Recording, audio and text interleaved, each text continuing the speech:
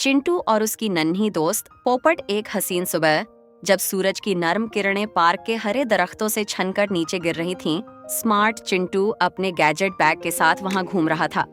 हवा में ताजगी थी, हर तरफ चिड़ियों की चहचहाहट सुनाई दे रही थी।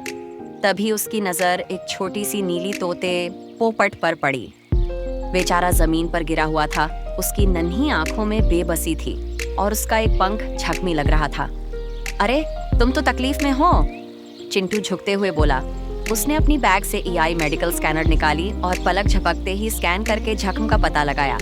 कोई बात नहीं पोपट, मैं तुम्हारी मदद करूंगा, उसने प्यार से मुस्कुराते हुए कहा। चिंटू ने अपनी नैनो हीलिंग स्प्रे निकाली और पर रॉड पोपट के जख्मी पंख पर धीरे धीरे स्प्रे किया। जादू जैसा असर हुआ।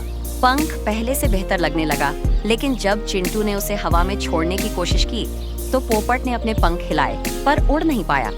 चिंटू ने ध्यान से देखा और समझ गया, ये सिर्फ जख्म की नहीं, डर की भी बात थी।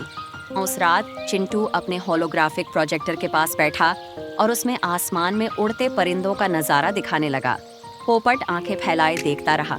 फिर चिंटू ने VR उड़ान ट्रेनिंग डिवाइस तैयार की, जिससे पोपट को हकीकत जैसा अनुभव हो कि वह ऊंचाई पर उड़ रहा है। धीरे धीरे उसका डर कम होने लगा। वो लम्हा जब पोपट ने अपनी पहली उड़ान भरी। अगली सुबह चिंटू ने अपने हाथ पर पोपट को बिठाया। सूरज की हल्की रोशनी उन पर पड़ रही थी, हवा में नरमी थी। चिंटू ने हल्के से कहा, तुम उड़ सकते हो पोपट, मैं जानता हूँ।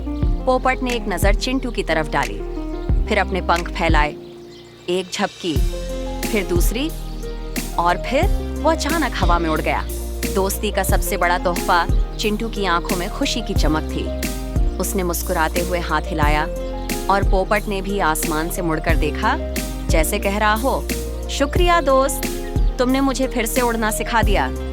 चिंटू ने एक लंबी सांस ली। कभी कभी दोस्ती सिर्फ साथ रहने में नहीं होती, बल्कि किसी को उसकी असली उड़ान देने में होती है।